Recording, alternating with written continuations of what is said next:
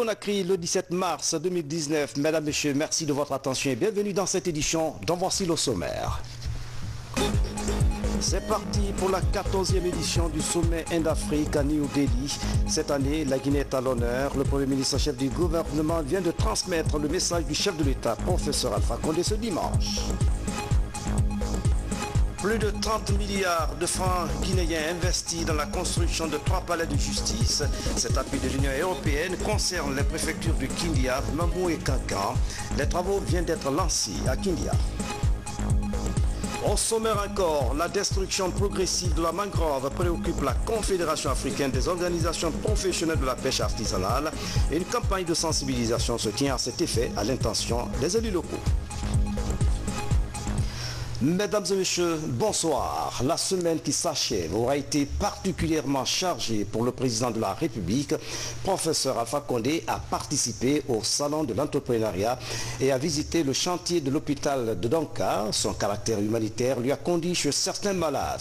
Le bureau de presse de la présidence de la République revient sur les temps forts des activités du chef de l'État durant la semaine écoulée. Mayou Sidibé, Ibrahima Keita, reportage. À l'image des autres semaines, cette semaine qui s'achève a été particulièrement chargée pour le président de la République en termes d'actes posés dans le cadre du développement socio-économique du pays. Le président de la République, le professeur Alpha Condé, était cette semaine sur le chantier de réhabilitation et d'extension de l'hôpital national d'Onka. L'objectif de cette visite présidentielle est de s'enquérir de l'état d'avancement des travaux. C'est exactement le 5 octobre 2015 que des travaux de ce chantier de dimension internationale ont été lancés par le chef de l'État, professeur Alpha Condé.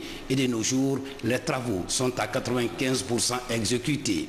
La visite du chef de l'État dans le plus grand centre hospitalier du pays a porté successivement sur le bloc opératoire, la salle de conférence, l'ascenseur pour les salles VIP d'une capacité de 2500 kg et l'amphithéâtre.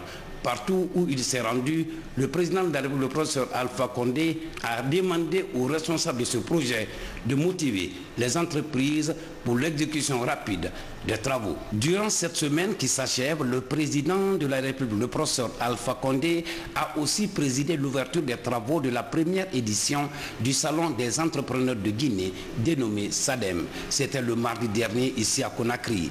Une initiative du gouvernement en collaboration avec le Centre de commerce international sur le financement de l'Union européenne.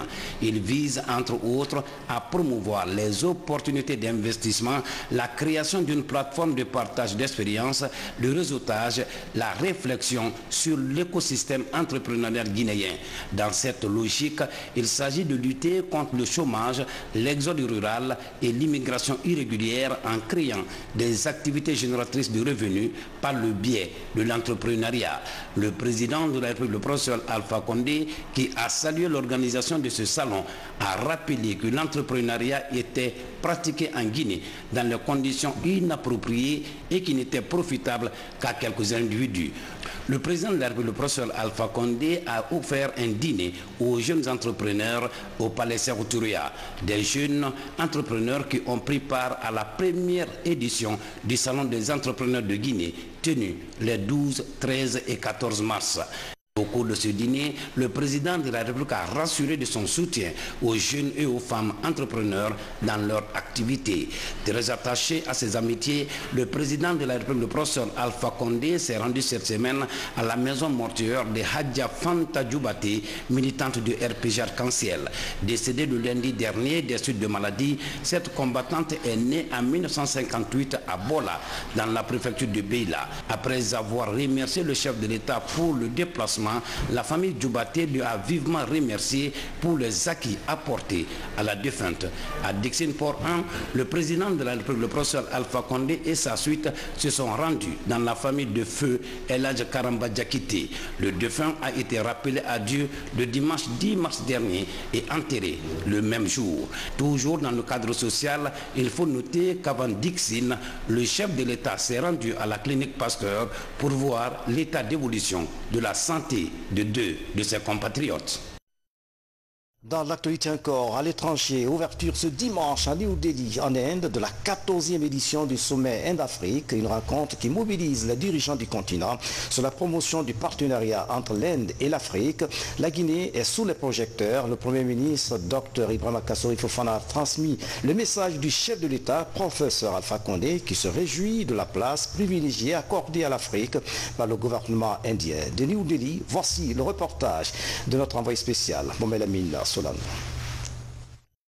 Le 14e sommet Inde-Afrique ouvre ses portes à New Delhi. Un rendez-vous annuel de la conférence indienne de l'industrie Exim Bank.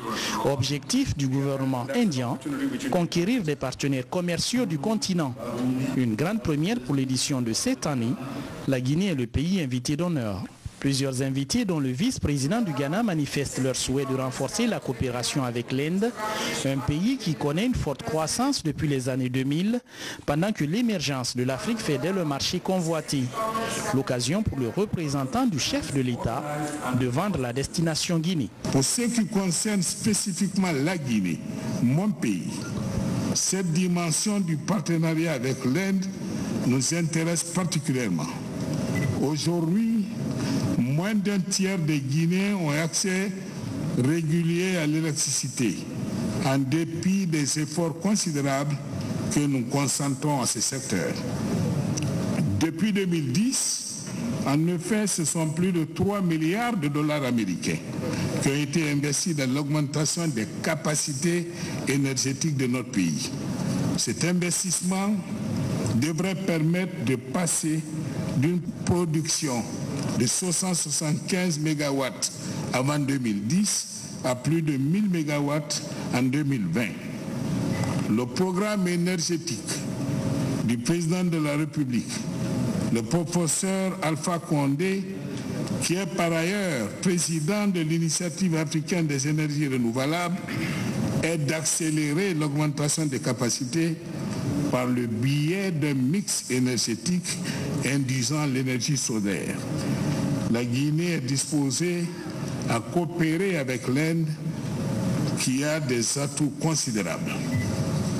Le véritable défi, mesdames et messieurs, à relever est celui de l'inclusion économique et sociale. La Guinée, mon pays, a acquis une conscience aiguë de cette exigence. Nous venons de créer une agence nationale d'inclusion économique et sociale pour favoriser la mise en place de mécanismes adéquats de partage de la prospérité économique. Une opération séduction de Conakry qui s'adresse aux investisseurs du continent et de l'Inde. Sur place, des ministres, cadres techniques de plusieurs départements ministériels et une belle brochette d'opérateurs économiques pour accompagner la campagne du gouvernement Kassori alors que la Guinée entre dans le top 3 des pays réformateurs ouest-africains selon le dernier classement de l'équipe Doing Business de la Banque mondiale. Ce conclave Inde-Afrique se présente comme une véritable plateforme d'exposition des opportunités d'investissement en Guinée. Au stand du pays à New Delhi, on ne manque pas d'arguments. La Guinée offre énormément de potentialités à l'Inde dans des secteurs aussi divers que l'énergie, les infrastructures, l'agriculture, les mines, les TIC, l'industrie. Et dans tous ces domaines, les investisseurs indiens sont présents. On note avec satisfaction qu'il y a plus de 140 entreprises qui ont été créées ces dernières années par des Indiens. Le défi pour la délégation conduite par Ibrahima Kassori Fofana est de réussir à vendre la destination Guinée, un pays qui reprend des couleurs avec l'amélioration du climat des affaires pendant que la croissance s'accélère. Merci Solano. La première dame de la République a pris part aux activités du 5e forum de Grand Montana au Maroc. Cette rencontre a pour but de réfléchir à l'amélioration des conditions de vie des femmes. Écoutons un extrait du discours de Haya Yene Kondi. Regarde. De mon époux, le président de la République de Guinée, le professeur Alpha Condé, rien n'a jamais été pu réaliser sans détermination. Je voudrais dire par là que nous devons encourager notre jeunesse à croire en nos valeurs et surtout vouloir rester chez eux. Et cela passe par la formation. Fort de cela, nous devons surtout encourager et motiver nos jeunes filles à réduire l'écart entre elles et les garçons, car c'est vrai. C'est un vrai défi lié à leur scolarisation, leur santé et aux multiples violences dont elles font l'objet. Je voudrais à cet effet saluer toutes les initiatives pouvant susciter plus d'engagement et d'action en faveur de la promotion et de la protection des droits des jeunes filles dans nos pays respectifs. La Première République a mis la femme guinéenne au cœur de toutes les actions en disant, citation, « Le premier mari de la femme est son métier. » Ahmed Sékou Touré. Vous comprendrez que je vais parler du leadership féminin. La Guinéenne s'est emparée, s'est appropriée de ce slogan et elle s'est mise au travail. Je citerai entre autres les femmes qui ont occupé des postes importants en Guinée et à l'international. Je parle de feu Jeanne-Martin Cissé, qui a siégé au Conseil de sécurité des Nations Unies. On a eu des femmes ambassadrices, des teinturières de Kindia, celles de Zérékoré, les artisanes de Dalaba, de Mamou, les femmes qui évoluent dans tous les domaines. Malheureusement, par manque de soutien de tout ordre, la transmission du savoir-faire n'a pas eu lieu. Depuis 2011, le président Alpha Condé a facilité la mise en place des mutuelles appelées MUFA. C'est une banque mutualiste qui accorde des microcrédits aux femmes essentiellement. Les groupements ont bénéficié de la part du président de la République des machines pileuses, batteuses et des décortiqueuses pour les soulager dans leur quotidien. Nous nous excusons pour la qualité de ces images. Le discours de la première dame de la République a été impressionné par les participants, a été donc apprécié par les participants du forum de Montana. Ils ont été impressionnés par son contenu. Suivez le reportage de Ali Badara Kandé. Dakhla, ville située à 1800 km du sud de Rabat, la capitale du royaume chérifien. Là se tient la 5e édition du forum de Cruz-Montana. Il a pour thème bâtir une Afrique puissante et moderne au service de sa jeunesse. Plus de 5000 participants de 50 organisations internationales en provenance de plus de 170 États à travers le monde prennent part à ce rendez-vous. L'honneur d'accueillir la première dame de la République de Guinée qui a fait un discours émouvant sur la femme africaine, sur la femme guinéenne et sur ce que fait la Guinée et l'Afrique pour la femme. Donc c'est vraiment un vivant hommage à la femme africaine qu'a fait Madame la Première Dame. Et ce forum, justement, la session de ce forum donne un aspect particulier, une importance particulière au développement de l'Afrique, et on ne peut pas concevoir un développement en Afrique sans celui de la femme également. Tout se passe bien, on a bien démarré et je suis très heureux que la Guinée soit représentée par une grande dame que nous respectons tous et que nous aimons beaucoup. La première dame de la République, Adjedjene Kondé, au cours de son allocution, est revenue sur les grands défis relevés par sa fondation depuis sa création avant de lancer un plaidoyer à l'endroit des décideurs pour la protection des personnes démunies, particulièrement les femmes et les enfants. C'est un véritable acquis dans la coopération entre la Guinée et l'Union européenne. La construction de 3 nouveaux palais de justice vient d'être lancée à Kindia. Cet appui de l'Union européenne s'élève à plus de 30 milliards de francs guinéens. Ce projet concerne les préfectures de Kindia, Bamou et Kankan. Il s'inscrit dans le cadre du programme de réforme du secteur de la justice. Tierno Younoussaba, reportage.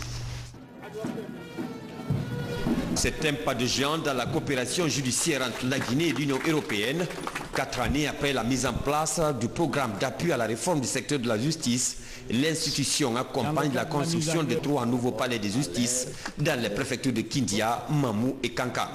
Cette pose de la première pierre ici à Kindia marque le démarrage officiel des différents chantiers.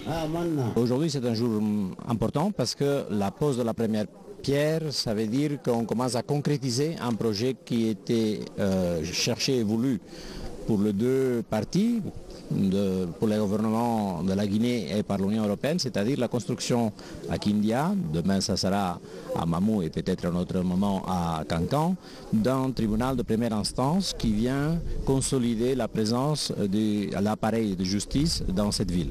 C'est la première fois donc, que nos partenaires de l'Union européenne vont construire un tribunal dans notre pays. C'est pourquoi j'ai utilisé le vocable symbole, tout est un symbole. Et la construction de ce tribunal va continuer à faire l'excellence de la justice guinéenne, puisqu'il est important que les magistrats soient dans des sites, dans des structures bien affinées. C'est un peu l'objectif recherché dans le cadre du PARJU, financé par nos partenaires de l'Union européenne, dont nous voyons un exemple matériel ce matin. À Kindia, l'édifice sera bâti sur une superficie de 6000 m². L'infrastructure comportera une salle de 500 places pour les cérémonies solennelles, 70 pour les audiences civiles, le même nombre pour les jugements correctionnels. Le coût d'investissement pour les 3 tribunaux est estimé à plus de 30 milliards de francs guinéens. C'est une fierté.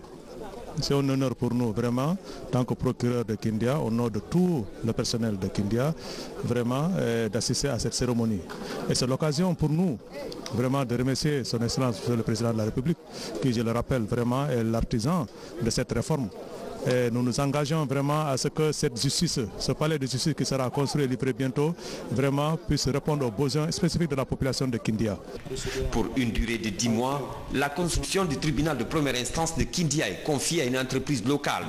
La réalisation de ces travaux s'inscrit dans le cadre de la politique de réforme amorcée ces dernières années dans le secteur de la justice. Une équipe d'experts du ministère du Plan en tournée dans les différents départements ministériels. Objectif, informer et sensibiliser les cadres sur le contenu du PNDS, Programme national de développement économique et social, au département de la Défense nationale. Les experts ont échangé avec les cadres de l'armée. Lieutenant Fodé Aboubakar Bangoura est correspondant de la presse militaire. Faire connaître au cadre du ministère de la Défense nationale le contenu du programme des activités du Plan national de développement économique et social, PNDS, c'est l'objectif de cette rencontre. Ces experts du ministère du Plan ont planché sur les processus du planning pour la promotion d'une bonne gouvernance en Guinée. Le ministère de la Défense nationale est concerné par la mise en œuvre de certaines actions prioritaires que nous avons énumérées, qui vont dans le sens de la consolidation des acquis de la réforme du secteur de la sécurité. Des efforts ont été faits dans le cadre du plan quinquennal 2011-2015. Le ministère n'a simplement qu'à consolider ses efforts et en plus de certaines autres actions comme le renforcement des capacités institutionnelles et logistiques, opérationnelles de l'armée. Les unités comme le bataillon du génie militaire, les unités militaires de production agro-industrielle et je dirais même d'autres unités comme l'armée de l'air, l'armée de mer, le service de santé des armées, ont des potentiels pour participer effectivement au développement de notre pays. Je crois qu'à l'avenir, les autorités ne manqueront pas de vraiment faire un plaidoyer pour que nous ayons des moyens suffisants pour prouver que nous sommes aussi impliqués de développement économique de notre pays. Cette rencontre d'échange d'expériences permettra aux autorités militaires de s'orienter vers une nouvelle dynamique de développement des armées. pour le respect scrupuleux du code ISPS de sécurité des bateaux et des installations portuaires. Un système d'identification automatique des navires est mis en service par la Direction nationale de la marine marchande. Ce dispositif d'alerte vise à lutter contre le terrorisme, le braquage et autres formes de risques en mer. Les précisions dans ce reportage de Fodé Camara. Le système d'identification automatique des navires est la dernière née des innovations de sécurité des installations portuaires. Évalué récemment par les gardes-côtes américains, ce système innovant est géré par la cellule d'information et de communication de la Direction nationale de la marine marchande. Une disposition d'alerte précoce permettant de respecter le code ISPS et de sécuriser le trafic sur les 350 km de façade maritime. Notre observatoire, nous gérons le GISIS, c'est le système intégré d'information maritime au niveau mondial. Donc, à partir de ce logiciel, à partir de ce système d'information, nous devons introduire toutes les données des ports guinéens qui sont partis au code ISPS, qui ont fait une déclaration de conformité. De facto, nous mettons en œuvre le code ISPS parce que dès l'instant qu'il y a un incident de sûreté ou un incident majeur de sûreté, nous sommes automatiquement informés et en tant qu'autorité désignée, nous prenons des dispositions. Avec les plateformes de Kamsar, d'Apulon et Katouguma, la Guinée dispose d'une dizaine d'installations portuaires qui s'apprêtent à affronter toute forme d'incident de sûreté. Au port autonome de Conakry, des véhicules de patrouille sont mis à la disposition des forces de sécurité et des dispositifs anti-incendie permettent de ressusciter la cellule de sapeurs-pompiers de la plateforme portuaire. Je demanderai à tout le monde d'accepter d'être fouillé systématiquement pour renforcer la sécurité au port. Si vous voyez que les Emagui ont accepté de venir en Guinée, envoyer toutes ces cargaisons, c'est parce qu'ils ont été sûrs de la sûreté et de la sécurité de leurs marchandises. Avec nos collaborateurs de la société Bolloré, de l'autre côté aussi, la sûreté est assurée. On ne vole plus dans les véhicules. Ici, on ne vole plus les cargaisons de riz. Il y a de l'ordre. Donc tout ça, ça renforce la sécurité et ça motive les opérateurs économiques désormais d'envoyer leurs marchandises par le port de Conakry, même les pays voisins. Depuis une dizaine d'années, les gardes-côtes américains sillonnent les côtes guinéennes. Une coopération stratégique dont la dernière évaluation s'est soldée par une mention satisfaisante. Aujourd'hui, les autorités de la Direction nationale de la marine marchande, le port autonome, les efforts qu'ils sont, c'est des efforts louables que nous saluons. Et ce n'est pas les premiers actes qu'ils posent. Aujourd'hui, si vous regardez les statistiques, vous verrez que les brigandages qui étaient fréquents dans nos eaux ont baissé d'une manière drastique. Aujourd'hui, nous pouvons dire que c'est à zéro brigandage. Donc ça veut dire que les efforts, si nous coordonnons les efforts, c'est qui est la mission de la préfecture maritime, nous atteindrons les espérances des autorités qui nous ont mis à ces places. L'autorité de l'État mer est confortée par l'expertise des gardes-côtes américains. En plus, une synergie d'action est amorcée pour redéfinir les périmètres d'intervention des différents acteurs impliqués dans la gestion des eaux territoriales guinéennes. L'autre temps fort de cette édition, Conakry perd progressivement sa mangrove. Il suffit de faire un tour en bordure de mer pour constater le phénomène et une situation qui cause la destruction de cette zone pourtant importante pour la reproduction des espèces. Difficile de profiter aujourd'hui de la brise marine. La question préoccupe la Confédération africaine des organisations professionnelles de la pêche artisanale. Une campagne de sensibilisation se tient à l'intention des élus locaux à cet effet. Abdel Diallo signe le reportage.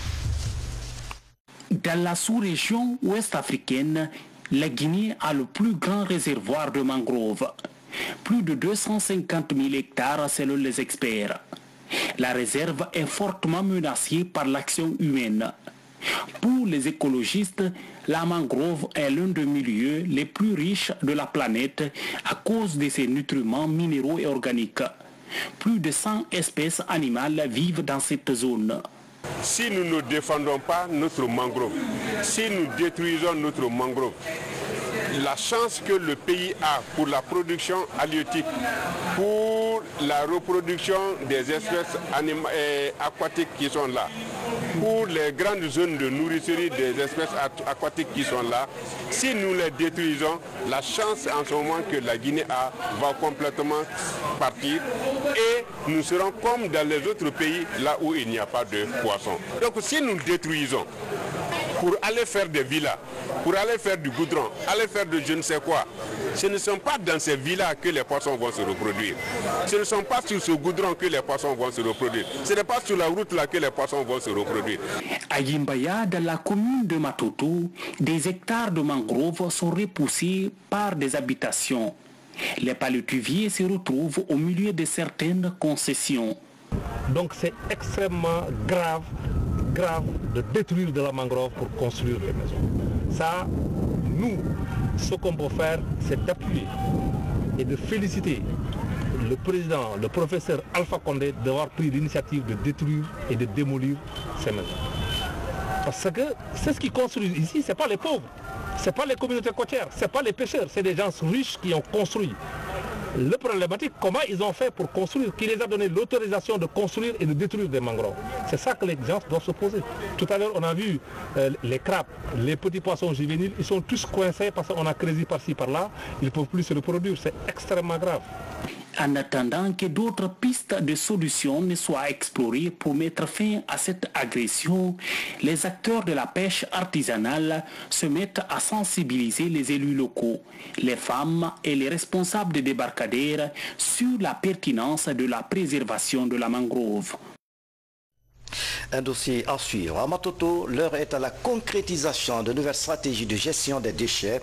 Le samedi, les entreprises de collecte des ordures ont eu des discussions avec la nouvelle équipe dirigeante de la mairie. Valérie Talimanet a suivi la rencontre. C'est la toute première rencontre entre les nouvelles autorités communales et les PME de Matoto. Au menu, la gestion des ordures de la commune. Les débats sont houleux. Responsables des entreprises de collecte des déchets et élus communaux explorent de nouvelles pistes pour maîtriser la problématique de gestion des ordures. Le rond-point de Anta a été vraiment un point qui a beaucoup attiré l'attention non seulement de la population de Conakry, mais surtout celle de Matoto. Bon, mais quand on s'est mis à l'identification, on a découvert un site non loin du dépôt de ce point noir, sous la haute tension. On a cherché d'abord non seulement à enlever les ordures et aménager ce site, et faire en sorte que maintenant les PME qui évoluent dans les quartiers, et non seulement qui évoluent dans les marchés, désormais puissent se servir de ce nouveau site comme étant point de décharge. C'est pourquoi actuellement vous avez constaté que nous avons encerclé avec des bandes le point noir de Anta. Une cinquantaine d'entreprises est répertoriée à travers les 38 quartiers de la commune. Elles devront œuvrer à la collecte et à la bonne gestion des ordures. Avec ce nombre important de PME, la question de l'assainissement devrait progressivement se résoudre. Nous estimons que si ces propositions de part et d'autre, parce qu'il a dit des choses sur lesquelles nous devons travailler, nous PME, mais lui aussi, il a dit des choses sur lesquelles il doit travailler. Par exemple, il vous a parlé du problème de Anta, il y avait un dépôt sauvage qui était là, et vraiment il l'a enlevé, mais en l'enlevant, il a indiqué un autre lieu où déposer les ordures, et il est même en passe de chercher des conteneurs qu'il doit pouvoir déposer en des lieux. Si cela est fait, les PME aussi s'engagent en réalité à travailler conformément à leur contrat, à prendre les ordures dans les ménages, dans les marchés, à les déposer au point de regroupement. Déjà, la mairie s'attelle à la réorganisation des PME. Un autre défi qui va permettre d'atteindre le pari de la salubrité publique. Une démarche soutenue par de nouvelles orientations et mesures de lutte contre l'insalubrité. Les mesures iront sur deux phases. Les PME qui vont dérober à l'obligation de la commune, c'est-à-dire qui prennent des déchets au pré-collecte et qui viennent déverser sur la société. Non seulement on va résilier leur contrat, et finalement toi tu seras sur une liste noire. Et nous allons empêcher les citoyens qui se livrent de ces mauvais comportements.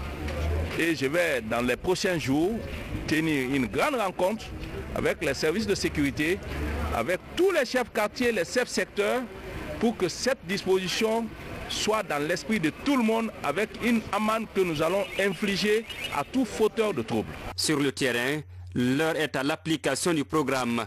À la transversale numéro 3, Tannery-Koza par exemple, une machine restaure la voirie à travers le curage des caniveaux. Une action salvatrice, selon les riverains, comme Oumar, la trentaine révolue, embarrassé par la situation. Si on chasse dans chaque quartier, on dit il y a un chef de quartier, il y a le maire, il y a un chef de secteur, la commune. Tu vois, non, on doit mettre les moyens pour les donner pour qu'ils travaillent. Ils sont là pour travailler, ils ne sont pas là juste pour la forme. En attendant l'obtention des bacs à ordures promis par les travaux publics, les PME vont continuer à acheminer les ordures derrière le marché d'Anta. Le site est retenu comme point de regroupement avant l'identification du nouveau site par le comité communal. 2 expatriés ivoiriens viennent d'être interpellés par les services spéciaux de lutte contre les crimes organisés. Ils sont accusés de trafic d'êtres humains et d'escroquerie. Le reportage de Alpha Isiagaba. Ces 2 Ivoiriens entretiennent un réseau de transport clandestin de migrants vers l'Europe avec ces faux documents de voyage selon les services spéciaux de lutte contre les crimes organisés. Ici, les accusés tentent de se défendre, mais les services spéciaux sont catégoriques. Vous voyez les documents qui sont devant vous, ce sont des passeports guinéens authentiques qu'ils prennent avec des Guinéens, moyennant de l'argent pour les faire voyager à l'étranger, avec des documents français falsifiés, des récépissés de cartes de séjour. Donc ils ont été interpellés avec tous ces documents, des cachets, des cartes d'identité, des extraits de naissance. Autre charge retenue contre ces présumés trafiquants de migrants, de l'escroquerie avec leurs clients et la reproduction de plusieurs documents de voyage. Pire, ils seraient en possession de cartes d'identité nationale guinéenne avec des faux noms. Ils ont escroqué une première personne 26 millions, la seconde 38 millions, la troisième 50 millions et la quatrième 3 millions de francs CFA. Mais le fait le plus remarquable, pour confectionner cette carte d'identité nationale guinéenne, il s'est procuré d'abord d'un extrait de naissance où il a changé son nom de Kofi Crépin, c'est Mohamed Keita. Sa filiation également, c'est des noms guinéens qui sont empruntés ici. Si vous vous rappelez, cette année, il a été dit que la Guinée, le Mali et le Cameroun sont les 3 pays qui ont le plus de migrants passés par la mer ou en tout cas par les voies irrégulières. Mais c'est sur la base de ces documents comme ça. Naturellement, lorsque vous vous présentez devant un commissariat ou la direction de la police des frontières munie de tous ces documents, il va sans dire que le document peut vous être délivré. Et une fois que vous êtes capturé, ce n'est pas la nationalité ou du moins la figure de celui qui est là qui compte, mais c'est plutôt la nationalité qui est sur le document. C'est le 3e réseau de trafic d'êtres humains interpellé depuis le début de l'année 2019. Les services spéciaux de lutte contre les crimes organisés comptent démanteler tous les réseaux de trafic de tout genre. En attendant, ces expatriés sont traduits devant les juridictions. À présent, nous vous invitons à suivre le condensé de l'actualité nationale traité sous forme de télégramme en images et Guinée en bref, signé Moussa Bangoura. Des pick-up pour le comité national de suivi et les comités locaux de coordination et de suivi du projet d'interconnexion. Le don est du haut-commissaire de l'OMVG afin de rendre opérationnels ses agents de suivi et de coordination des travaux dans la mise en œuvre de son projet énergie. La remise des clés s'est déroulée en présence du ministre de l'énergie. Nous sommes arrivés ce matin après-midi avec 8 véhicules pour le comité national, les ingénieurs électriciens, les comités locaux de suivi et de coordination. Il restera encore 4 autres véhicules pour les comités locaux concernés par l'aménagement de Sambagalou qui vont être là. Donc il reste encore en plus de 8 véhicules, il reste encore 5 véhicules que la Guinée va recevoir dans le cadre de ce projet.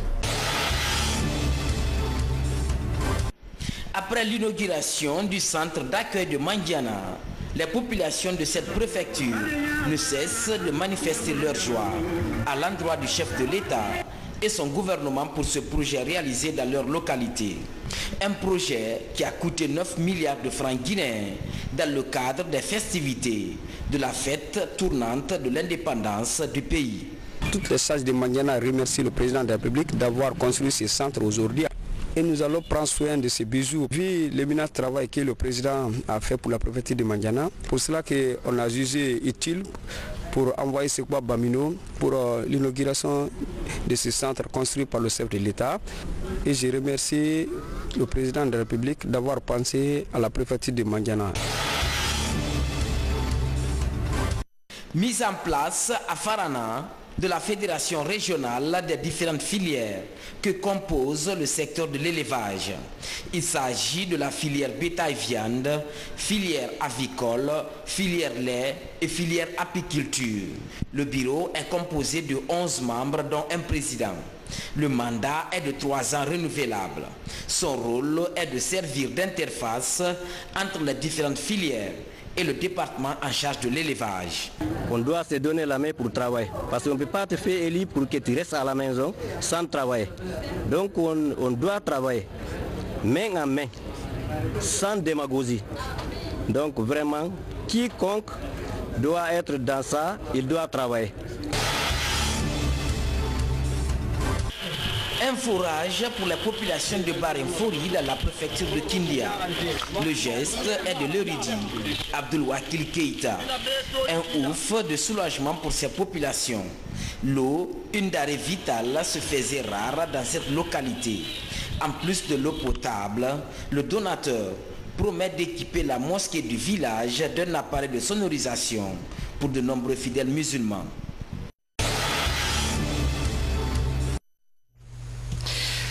Sport foot, avant de refermer cette édition, la 3e édition du Trophée Mousso vient de se tenir à la RTG Coloma. Les meilleures sportives ont été récompensées. Les réalisatrices d'émissions sportives, journalistes et techniciens ont bénéficié également des prix. Robert Bangoua, Aboubakar Yabi, reportage. Le Trophée Mousso est une initiative de l'agence Guinée Promo Sport. Il vise à soutenir la cause de la Guinéenne évoluant dans le domaine des sports. À sa 3e édition, 8 prix sont remis.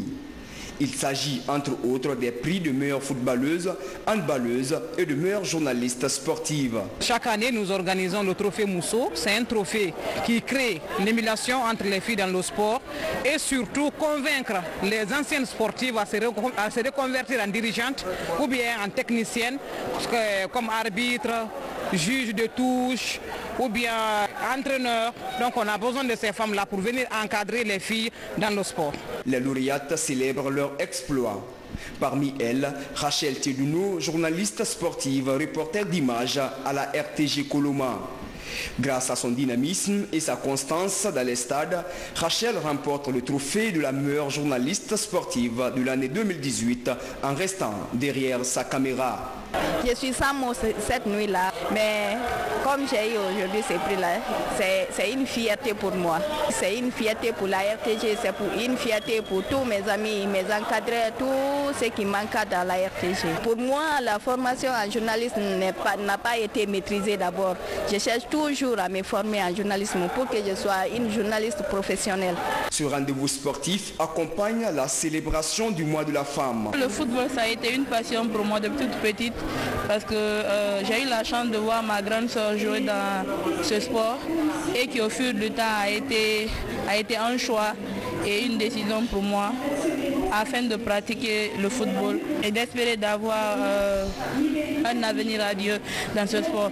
Ces sportives, réalisatrices, journalistes et dirigeantes sportives du pays sont magnifiées pour qu'elles se surpassent chacune dans son domaine. Sur le terrain, nous voyons ces dames qui rivalisent avec les autres sans aucun complexe.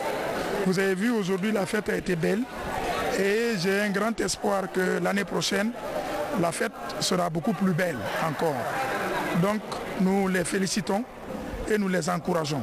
Pour la prochaine édition, le Trophée Mousso sera élargi à d'autres disciplines sportives où des athlètes féminins s'expriment et s'affirment de plus en plus.